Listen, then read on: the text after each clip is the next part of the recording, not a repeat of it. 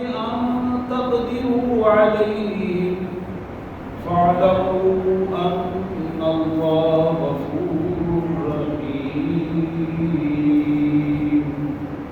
آمنت بالله صدق الله العظيم. اللهم صل على محمد وعلى آل محمد وبارك وسلم. اللهم صل على جميع الأنبياء والمرسلين وعلى الملائكة المقربين وعلى سائر الصحابة والتابعين وعلى عباد الله الصالحين. اللہ کے پاک کلام قرآن مجید میں یہ چھٹا پارہ ہے اور چھٹے پارے کا نامہ رکوع ہے جو پورا رکوع میں نے تلاوت کیا ہے، اور یہ سورہ مائدہ ہے. سورہ مائدہ کی آیت نمبر 27 سے آیت نمبر 34 تک کی آیات ہیں. تو یہ آیات آج ہمارے زیر مطالعہ ہے اس خطبہ جمعہ میں. پہلے ان مبارک آیات کا سادہ سا ترجمہ اور مفہوم، پھر انشاءاللہ اس کے پس منظر میں قرآن مجید کا جو قربانی کا تصور ہے، قرآن قربانی کا کیا تصور دیتا ہے، اس تصور کے پس منظر میں مختصر سی گفتگو. اللہ کے مبارک نام سے بڑا مہربان، بہت زیادہ رحم کرنے والا ہے. وَاتْلُ عَلَيْهِمْ نَبَأَ ابْنَيْ آدَمَ بِالْحَقِّ. میرے رسول صلی اللہ علیہ وسلم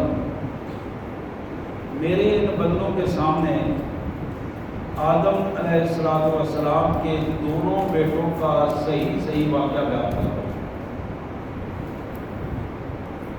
جب انہوں نے قربانی کی، اذ قربا قربانی دی دونوں نے، ان دونوں میں سے ایک کی قربانی کو قبول کر لیا گیا اور دوسرے کی قربانی کو مسترد کر دیا گیا، قبول نہیں کیا گیا.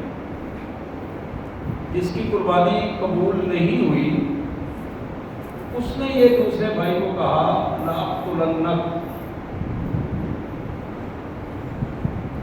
میں نیچے رہ گیا ہوں، میری قربانی قبول نہیں ہوئی، تمہیں مرتبہ دیا گیا ہے، قربانی تمہاری قبول ہو گئی ہے، اس لیے میں تمہیں برداشت نہیں کرتا، میں تمہیں مار دوں، ضرور میں قتل کر دوں. جس کی قربانی قبول ہوئی تھی اس نے کہا انما یتقبل اللہ من المتقین. بھائی سیدھی بات ہے، قربانی کا تعلق تقوی سے ہے اور اللہ تعالیٰ تقوی والے لوگوں کی ہی قربانی قبول کرتے ہیں. لئن بسطت الی یدک لتقتلنی ما انا بباسط یدی الیک، اگر تم مجھے قتل کرنے کے لیے اپنا ہاتھ اٹھاؤ گے، یاد رکھو کہ میں اس کا جواب نہیں دوں گا. میں ہاتھ نہیں اٹھاؤں گا اس کے جواب میں، تمہیں مارنے کے لیے میرے ہاتھ ہی اپنا اٹھاؤں گا. اس لیے کہ انی اخاف اللہ رب العالمین، میں اپنے رب جو کائنات کا رب ہے اس کے ڈر کی وجہ سے یہ کام کروں گا. اللہ نے مجھے صلاحیت دی ہے لیکن میں تمہیں ماروں گا نہیں. کیوں؟ انی اريد ان تبوء باسمی و اسمک، اگر تم مجھے مارنے پہ تل گئے ہو تو پھر میرا گناہ بھی تمہارے اوپر اور تمہارا گناہ بھی تمہارے اوپر. پھر تم یہ دونوں گناہوں کا ذمہ لیتے ہو تو پھر تمہاری مرضی ہے، تم اپنے اس گناہ کو اٹھاؤ، اپنے بوجھ لو. اور تم اگر اس بوجھ کو اٹھاؤ گے فتکون من اصحاب النار وذلک جزاء الظالمین، تو پھر تم پکے جہنمی ہوگے. اور یاد رکھو جو شخص بھی ظلم کرتا ہے اس کی سزا یہی جہنم ہے. اب جہاں تک ان دونوں کی گفتگو تھی، اس گفتگو کے بعد اللہ فرماتے ہیں فَتَطَّبَعَتْ لَهُ نَفْسُهُ، قتل اخی، اپنے بھائی کے قتل پر اس کے نفس نے یکسوئی کے ساتھ اسے آمادہ کر دیا، پکا اس نے فیصلہ کر لیا میں نے یہ قتل کرنا ہے، تو قتل اس نے اس کو قتل کر دیا، ختم کر دیا۔ فاصبح من الخاسرین، ذلت، رسوائی اور خسارہ اس کے مقدر میں تھا اور وہ اس نے سمیٹ دیا۔ اب اس پریشانی میں قتل کرنے کے بعد اب میں کیا کروں؟ فبعث اللہ غرابا، اللہ تعالیٰ نے ایک کوے کو بھیجا، اس کوے نے اسے زمین میں اپنے بھائی کی میت کو دفن کرنے کا طریقہ سکھایا۔ اب اس طریقہ سیکھنے کے بعد اس نے ایک جملہ کہا، اور یہی آخر میں ذلت اور رسوائی کا نمونہ ہوتا ہے۔ قال یا ویلتا اعجزت ان اکون مثل هذا الغراب، کہنے لگا میں تو بڑا ہی کمزور اور بڑا ہی لاچار اور بڑا بے بس ہو گیا ہوں، مجھ سے تو یہ کوا بہتر ہے، میں تو اس کوے جیسا بھی نہیں ہوں۔ کاش کہ میں یہ بات سمجھ جاتا۔ فاصبح من النادمین، اب وہ شرمندگی اور ندامت کی پوزیشن میں اپنی کیفیت کو محسوس کرنے لگا۔ یہ وہ واقعہ تھا جس قرآن نے ہمارے سامنے رکھا۔ اس کے بعد اللہ فرماتے ہیں من اجل ذالک، اس کے ساتھ ہی ہم نے یہ فیصلہ کر دیا بنی اسرائیل کے لیے، كتبنا على بني اسرائیل انه من قتل نفسا بغیر نفس او فساد في الارض فكأنما قتل الناس جميعا، ہم نے ایک قانون بنا کر انہیں دے دیا اور انہیں بتا دیا کہ جس شخص نے بغیر کسی شرعی عذر کے کسی دوسرے فرد کو مار دیا، قتل کر دیا، اس کے کھاتے میں پوری کائنات کو قتل کرنے کا جرم جو ہے وہ لکھا جائے گا۔ بالکل اس طرح ہوگا فَكَأَنَّمَا قَتَلَ النَّاسَ جَمِيعًا، گویا کہ اس نے کائنات کے سارے بندوں کو قتل کیا، اس کے کھاتے میں اتنا جرم لکھا جاتا ہے۔ اسی طرح ہم نے یہ بھی بتایا وَمَنْ أَحْيَاهَا فَكَأَنَّمَا أَحْيَا النَّاسَ جَمِيعًا، جس نے ایک جان بچا لی، ایک بندے کا تحفظ کیا، ایک بندے کا تحفظ کر کے اسے زندگی گزارنے میں آسانی پیدا کر دی، بالکل اس طرح ہوگا جس طرح اس نے پوری کائنات کو تعاون فراہم کیا ہے، زندگی کا ایک نمونہ دیا ہے، اللہ تعالیٰ اتنا اجر اس کے کھاتے میں دے دے۔ وَلَقَدْ جَاءَتْهُمْ رُسُلُنَا بِالْبَيِّنَاتِ ثُمَّ إِنَّ كَثِيرًا مِّنْهُمْ بَعْدَ ذَلِكَ فِي الْأَرْضِ لَمُسْرِفُونَ، پھر ہم نے مسلسل اپنے نبیوں کو بھیجا، رسولوں کو بھیجا، جو ہمارے کھلے کھلے واضح احکامات لے کر ان کے پاس آئے، انہیں دین سمجھایا، لیکن حقیقت یہ ہے کہ یہ دین سمجھنے کی بجائے لمسرفون، حد سے بڑھ گئے۔ جو ہم نے حدود مقرر کی تھی، انہیں بتایا تھا کہ یہ کام اس طرح نہیں کرنا، اس سے آگے بڑھ کر انہوں نے زیادتیاں کی۔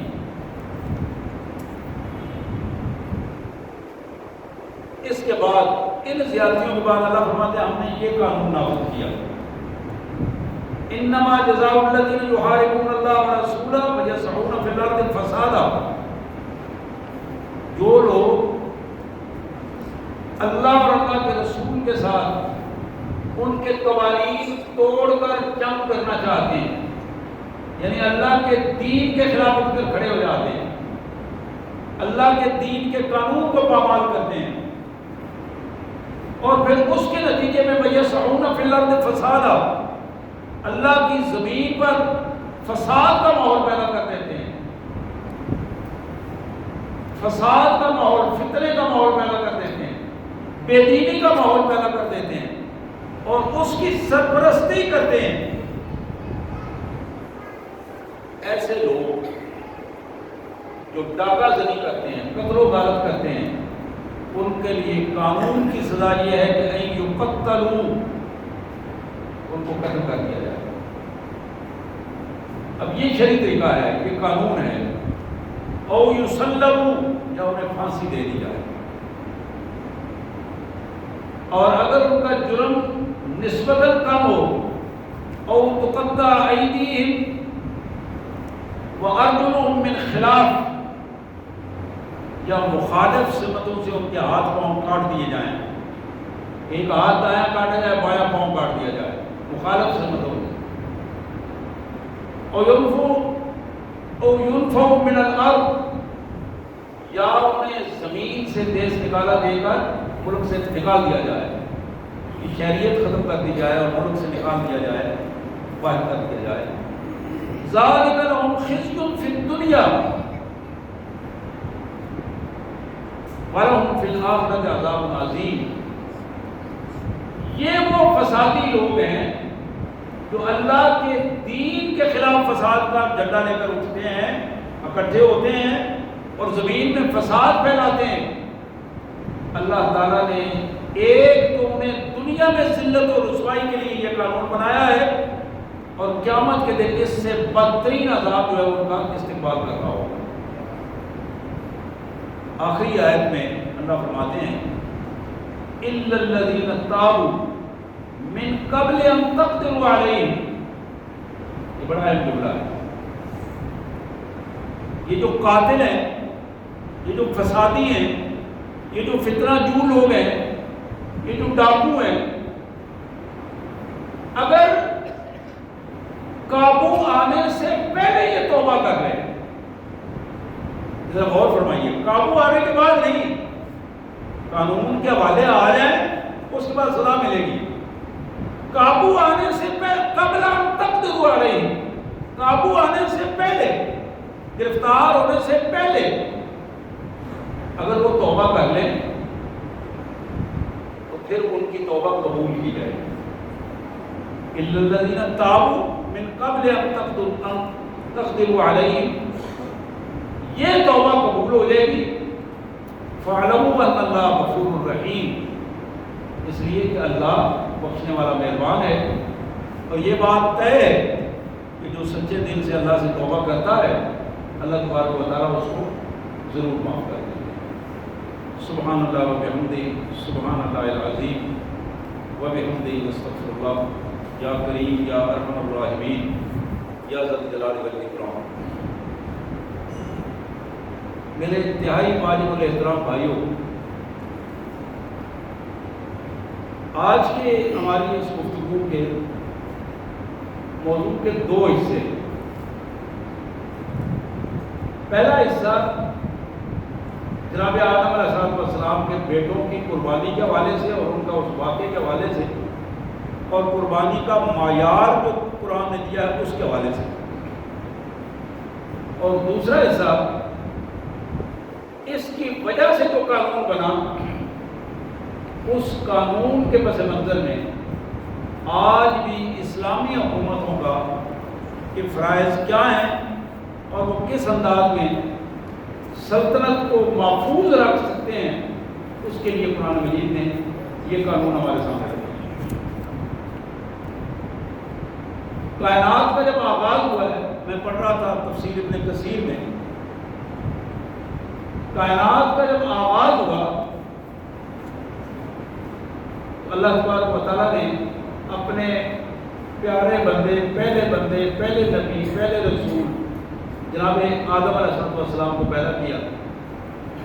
سورہ نساء میں اللہ فرماتے ہیں کہ ہم نے آدم سے ہی ان کی بیوی کو پیدا کیا، پھر اس میاں بیوی سے ہم نے کائنات میں انسانوں کو، عورتوں، مردوں کو پھیلا دیا۔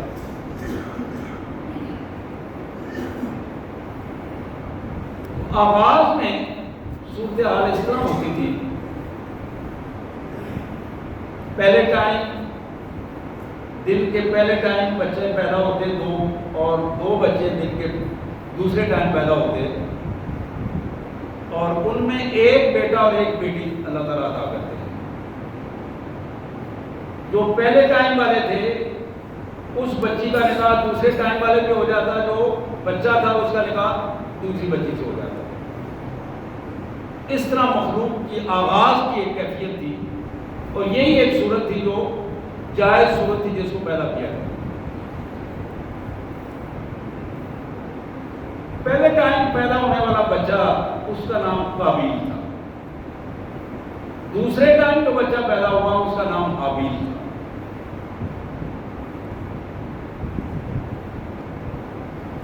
قابیل جو فرسٹ ٹائم پہلے ٹائم اس کائنات میں آیا، اس کے ساتھ وہ اس کی بہن پیدا ہوئی، وہ خوبصورت بچی. دوسرے ٹائم جو حابیل کی بہن پیدا ہوئی وہ اتنی خوبصورت بچی نہیں تھی. اب جب نکاح کا وقت آیا تو جناب آدم علیہ السلام نے بتایا کہ بھئی قانون یہ ہے، حابیل کا نکاح قابیل کا نکاح حابیل کی بہن سے ہوگا اور حابیل کا نکاح قابیل کی بہن سے ہوگا. اب ان دونوں نے بات سنی. حابیل نے کہا کہ سر تسلیم ہم ہے، جو آپ فرمائیں گے ظاہر اسی طرح. لیکن قابیل جو ہے وہ اکڑ گیا. اس نے کہا کہ میں تو اپنی بہن سے نکاح کروں گا، حابیل کی بہن سے نکاح نہیں کروں گا. یہ جھگڑا چلتا رہا. آدم علیہ السلام کے سمجھانے کے باوجود وہ خاموش تو ہو گیا، لیکن اپنے فیصلے سے باز نہیں آیا. اب اس کا فیصلہ جناب آدم علیہ السلام نے یہ کیا، تم اس طرح کر لو، اپنے اپنے مال سے قربانی دے دو. اللہ کے حضور اپنے مال کو لے آؤ، قربانی دو. تفسیر میں لکھا ہے کہ قابیل جو ہے یہ ذمہ دارا کرتا تھا، کھیتی باڑی کا کام کرتا تھا، اور حابیل جو ہے اس نے جانور رکھے ہوئے تھے، وہ اپنے جانوروں کو پالتا تھا اور جانوروں کو اس طرح. جب قربانی کا وقت آیا تو حابیل نے اپنے بیل یا گائے جو سب سے خوبصورت تھی، موٹی تازی تھی، وہ لائے اور اپنے باپ کے سامنے پیش کرتی کہ حضرت میں یہ قربانی کے لیے لایا ہوں، آپ جس جہاں کہیں گے وہاں رکھ دیں. اور قابیل صاحب جو ہے اس کی نسبت انہوں نے کنجوسی کا مظاہرہ کیا، اور جو اپنی فصل تھی اس میں سے جو گئی گزری چیزیں تھیں وہ ادھر ادھر کی وہ اکٹھی کر کے ادھر رکھی اور بدنیتی کا مظاہرہ کیا. اور اس وقت کیونکہ آبادی نہیں تھی، طریقہ کار یہ تھا کہ قربانی کی قبولیت کی یہ دلیل تھی کہ آسمان سے ایک آگ آتی تھی، آگ جس قربانی کو کھا جاتی تھی وہ قربانی قبول سمجھی جاتی تھی، اور جسے چھوڑ جاتی تھی اسے مسترد سمجھا جاتا تھا. تو حابیل کی قربانی کو قبول کر لیا گیا. جو جانوروں سے لایا وہ جانور آگ کھا گئی، اور قابیل کا اسی طرح پڑا رہا قربانی کا سارا اثاثہ. یہ وہ کیفیت تھی جس کی وجہ سے جناب آدم بھی اس سے ناراض ہوئے، اور پریشانی کی کیفیت میں یہ سارا سلسلہ ہوا. اب بجائے اس کے کہ اپنے باپ کی طرح وہ بھی توبہ کر لیتا، تو اللہ تعالیٰ اس توبہ کی وجہ سے اس کی پھر قربانی قبول کر لیتے. اس نے ایک اور دلیل پیش کی، یہ ابن کثیر میں لکھی ہوئی یہ دلیل بڑی شیطانی قسم کی دلیل تھی، بالکل اس طرح جس طرح شیطان نے مختلف انداز میں اپنے آپ کو جسٹیفائی کرنے کے لیے دلیل پیش کی. اس نے کہا جی بات یہ ہے کہ میں اور میری بہن ہم پیدا ہوئے ہیں جنت میں، حابیل پیدا ہوا ہے زمین پر، وہ اور اس کی بہن زمین پر پیدا ہوئے ہیں، اس لیے ہمارا تو ان کا جوڑ ہی نہیں بنتا. جنتی جو ہے ان کا نکاح جنتیوں سے ہوگا اور زمین والے کا نکاح زمین والوں سے ہوگا. یہ بالکل اسی طرح ہے جس طرح شیطان سے اللہ نے پوچھا تھا کہ تم نے سجدہ کیوں نہیں کیا؟ اس نے کہا مالک آپ حکم دیتے تو میں آپ کو ہزاروں سجدے کرتا، لیکن آپ نے اس کے بارے میں کہا ہے انا خیر منہ، اس سے تو میں بہتر ہوں. خلقتنی من نار و خلقتہ من طین، اس کو آپ نے مٹی سے پیدا کیا اور مجھے آگ سے پیدا کیا ہے. مٹی پاؤں کے نیچے آتی ہے، آگ کا چھوٹا اوپر جاتا ہے، میں اس سے کئی گنا بہتر ہوں. یہ کیسے ممکن ہو سکتا ہے کہ آگ والا مٹی کے سامنے جھک جائے؟ یہ بالکل اسی طرح کی خباثت والی دلیل جو ہے اس نے قابیل کے ذہن میں بھی ڈالی. اب یہ جو اکڑ والی بات ہوتی ہے، غرور، تکبر، وہ جٹ صاحب کے ذہن میں وہ تکبر کی پوزیشن موجود تھی چودھری صاحب کے ذہن میں. اسی کیفیت کو تھوڑا تاریخ میں آپ دیکھیں گے. ابو جہل جب اس کی گردن کٹنے لگی، بڑا مشہور واقعہ ہے، اس نے کہا ذرا اونچی کر کے کاٹنا تاکہ پتہ چلے کہ کس سردار کی گردن ہے، چودھری صاحب کی گردن ہے، تاکہ پتہ چلے. ایسا نہ ہو کہ لوگ میرے بھی عام لوگوں کے ساتھ مل جاؤں، میرے مرنے کے بعد بھی اندازہ رہنا چاہیے کہ یہ چودھری صاحب کی میت ہے. تو بالکل یہ وہ کیفیت ہے کہ شیطان چند افراد کو مختلف حوالوں سے، ان کے اسٹیٹس کے حوالے سے جو دنیاوی اسٹیٹس ہے، ان کے مال و دولت کے حوالے سے، جسمانی خوبصورتی کے حوالے سے، کسی نہ کسی پس منظر میں ان کو اس سطح پر لا کے کھڑا کرتا ہے کہ وہ گمراہ ہو جاتے ہیں اور حقیقت سے بہت دور نکل جاتے ہیں. ورنہ بیٹے تو دونوں آدم کے تھے. جو زمیندارہ کرتا تھا وہ بھی آدم کا بیٹا تھا، جو جانوروں کو پالتا تھا وہ بھی آدم کا بیٹا تھا. اب اس نے ایک باپ کے اولاد کو دونوں میں تفریق کر دی. میں جانتی ہوں یہ زمینی ہے، میں اچھا ہوں، یہ لوگ ملا اس اسٹیٹس کا نہیں ہے. میں اس زمین میں پہلے، میری تخلیق پہلے ہوئی ہے، اس کی تخلیق بعد میں ہوئی ہے. اب وہ چھوٹی چھوٹی چیزیں جن کو اکٹھا کر کے اس نے یہ فیصلہ کیا کہ میں اس کو مار دوں گا، اور اسے بتا دیا میں تمہیں زندہ نہیں کروں گا. اب اس نے جو خوبصورت دو جگہ پہ دو جملے، اس کے بڑے خوبصورت جملے ہیں. یہ ایسا جملہ نہیں ہے کہ اللہ تعالیٰ نے اس کی طرف سے خود کہہ دیا ہوں، یہ حابیل کے جملے ہیں جس کی قربانی قبول ہوئی تھی. اس نے یہ الفاظ کہے انما یتقبل اللہ من المتقین، قربانی ہمیشہ متقین فرد سے قبول کی جاتی ہے. یہ بات ہمیں بھی ذہن میں رکھنی چاہیے. قربانی کا دور ہے، ہمیں جانور آ رہے ہیں، خرید رہے ہیں، دیکھ رہے ہیں، پروگرام بنا رہے ہیں. یہ بات پکی ذہن میں رکھنی چاہیے کہ قربانی اور تقوی کا چولی دامن کا ساتھ لازم و ملزوم ہے. تقوی ہوگا تو قربانی قبول ہوگی، تقوی نہیں ہوگا تو قربانی قبول نہیں ہوگی. یہ بات پکی ذہن میں.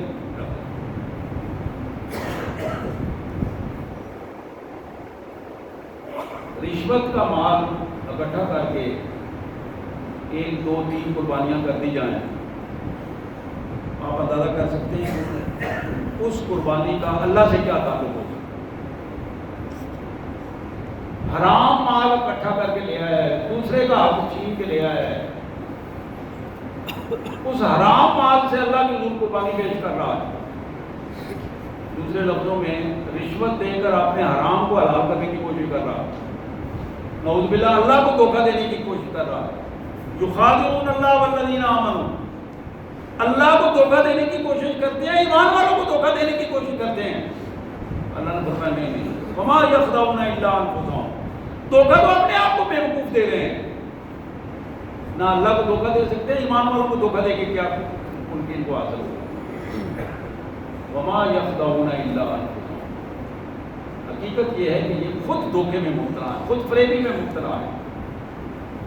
تو میں یہ عرض کر رہا تھا کہ قربانی کا جو بنیادی تصور ہے، اس بنیادی تصور میں ہمارے ذہن میں یہ بات رہنی چاہیے کہ قربانی کا تعلق تقویٰ سے ہے۔ جب تک انسان پورے نظام میں اپنے آپ کو اللہ کے لیے مخلص نہ بنا دے گا، اس وقت تک اس کی کسی بھی عبادت کی قبولیت کا کوئی ذریعہ نہیں ہے۔ عبادت کا کوئی ذریعہ نہیں ہے۔ کروڑوں روپے خرچ کر دیتے، اونٹ لے آتا ہے، بیل لے آتا ہے، بھینس لے آتا ہے، بکرے لے آتا ہے، چھترے لے آتا ہے، پیسے زیادہ ہیں تو 4 گاؤں میں آگے قربانیاں کر دیتا ہے، 4 فیکٹری میں قربانیاں کر دیتا ہے۔ اسی طرح کے رواج ہیں مختلف انداز۔ بظاہر کام تو بہت اچھا ہے، کام تو بہت اچھا ہے، لیکن قربانی تو واجب تھی، یہ تو سنت تھی۔ تقویٰ جو ہے وہ فرض تھا۔ فرض میں اگر خلل آ گیا ہے، اللہ سے تعلق میں خلل آ گیا ہے، وہاں ریاکاری آ گئی ہے، وہاں گوشت کھانے کا ذہن بن گیا ہے، وہاں یہ ہے کہ لوگ کیا کہیں گے، انہوں نے قربانی نہیں کی، میں اس لیے قربانی کر رہا ہوں تاکہ لوگوں کی زبانیں بند کی جائیں۔ اس قسم کی اگر کوئی کیفیت آ جاتی ہے تو پھر تباہی اور بربادی کی پہنچ، پھر ذلت اور رسوائی کی پہنچ۔ تو قربانی کا بنیادی تصور تقویٰ سے اس کا تعلق ہے۔ اسی طرح جناب آدم علیہ السلام کے بیٹوں میں قربانی کی جو آپس میں چپکلش چلی، اس چپکلش میں یعنی ایک نے قربانی دی، اپنے مال میں سب سے خوبصورت جانور جو تھا وہ لا کے اللہ کے حضور پیش کیا اور اس پہ خوشی کا اظہار کیا اور اللہ سے دعا بھی کی، یا اللہ تو نے مجھے دیا تھا تو میں تیرے حضور یہ پیش کر رہا ہوں، شوق سے، محبت سے، دعاؤں سے۔ ایک پہلو تو یہ ہے۔ دوسرا پہلو یہ ہے کہ مجبوری سے، لگے بندے انداز میں، اپنے ذاتی معاملات میں جب کبھی معاملہ آتا ہے تو زیادہ سے زیادہ ذاتی معاملات میں زیادہ سے زیادہ خرچ کرنا۔ ذرا غور کیجیے، کئی ہمارے معاشرے کے ایسے کردار ہیں، بچے کے ولیمے پر، بیٹی کی رخصتی پر لاکھوں روپے خرچ ہو جائیں گے، بلکہ آج کل تو لاکھوں کا حساب جو صاحب ثروت ہیں ان کے لیے لاکھوں کوئی چیز نہیں ہے، یہ فگر جو ہے وہ کروڑوں پہ چلا گیا ہے۔ لیکن قربانی کی جب بات آئے گی تو کہتے ہیں گوشت ووشت کھاتے رہتے ہیں تو آپ کو مجھ میں اتنی سخت نہیں ہے اتنا قربانی کرنا۔ وہاں جب ذاتی حوالے سے معاملہ ہوگا، ذاتیات پہ آ کے لاکھوں کروڑوں روپے خرچ ہو جاتے ہیں اور یہاں ہزاروں خرچ کرنا جو ہے وہ مشکل بن جاتا ہے۔ قربانی کا یہ تصور کہ آدمی جب اللہ کے لیے خرچ کرتا ہے تو پھر تھوڑا تھوڑا اکٹھا کر کے، خالص حلال کا پیسہ اکٹھا کر کے اللہ کی رضا کے لیے، اللہ کے حکم کے مطابق جب پیش کرتا ہے اپنے نبیوں کی سنت کے حوالے سے، وہ چیز اس کے لیے اجر کا باعث بنتی ہے، دنیا میں بھی اور آخرت میں بھی۔ اس کے پیسے میں اللہ تعالیٰ دنیا میں بھی برکت عطا کرتا ہے، اس کے اخلاق اور کردار میں بھی دنیا میں بھی اللہ تبارک و تعالیٰ برکتیں عطا فرماتا ہے۔ لیکن میں نے عرض کیا کہ جو شخص ریاکاری کے انداز میں، لوگوں کے دکھانے کے لیے، لوگوں کو بتانے کے لیے، یا اپنے ذاتی خواہشات نفسانی کے پس منظر میں جو اس قسم کی عبادتیں کرتا ہے، اس کی عبادت نہ صرف مسترد ہو جاتی ہے بلکہ الٹا اس کے لیے گرفت کا موجب بن جاتی ہے۔ اللہ جہاں پکڑ ہوتی ہے اس پکڑ کا اس کے پاس کوئی مداوع نہیں ہوتا، اس پکڑ کے پس منظر میں کیونکہ ریاکاری ہوتی ہے، اور ریاکاری جو ہے اس کو چھوٹا شرک کہا جاتا ہے، شرک اصغر کہا جاتا ہے۔ اور شرک کے بارے میں اللہ کا یہ اصول ہے، قرآن میں اللہ نے طے کر دیا ہے کہ جس شخص سے شرک ہو گیا، شرک کسی صورت میں معافی کی ضرورت نہیں۔ تو آج کی آیات میں دوسرا موضوع جس کو قرآن مجید نے ہمارے سامنے رکھا، انہی آدم علیہ السلام کے بیٹوں کے اس قتل اور اس کے سارے واقعے کے بعد اللہ نے فرمایا کہ ہم نے کائنات کے لیے قانون بنا دیا ہے، اور یہ قانون رہتی دنیا تک رہے گا کہ جس شخص نے بغیر کسی شرعی حق کے کسی بندے کو مارا، قتل کیا، فَكَأَنَّمَا قَتَلَ النَّاسَ جَمِيعًا، اس بندے کے کھاتے میں پوری کائنات کے قتل کے گناہ لکھے جائیں گے، گویا کہ اس نے پوری کائنات کو قتل کیا، انسانیت کا قتل ہے، ایک قتل انسانیت کا قتل ہے۔ ان آبادیوں میں رہتے ہوئے ہم اپنے شیطانی جذبات کو کنٹرول نہیں کر پاتے، شیطانی جذبات کو کنٹرول نہیں، غصہ ہے، چل پھن رہا ہے آدمی اس غصے میں مار دوں گا، میں یہ کر دوں گا، میں وہ کر دوں گا۔ اللہ کے حبیب صلی اللہ علیہ وسلم تشریف فرمائے، ایک آدمی حاضر ہوا، اس نے کہا یا رسول اللہ مجھے نصیحت فرمائیے۔ آپ نے فرمایا لا تغضب، غصہ نہ کیا کرو۔ تھوڑی دیر بعد اس نے پھر اس کی اجازت نصیحت فرمائیے، پھر آپ نے کوئی جملہ فرمایا لا تغضب۔ تیسری دفعہ اس نے پھر عرض کیا یا حضرت نصیحت فرمائیے، آپ نے فرمایا لا تغضب۔ پھر حدیث میں آتا ہے کہ آپ نے ایک دفعہ نہیں، قالا مرارن، بار بار آپ نے یہ جملے دہرائے، لا تغضب لا تغضب لا تغضب، غصہ نہ کیا کرو، غصہ نہ کیا کرو۔ غصہ عقل کو کھا جاتا ہے، غصہ عقل کو کھا جاتا ہے۔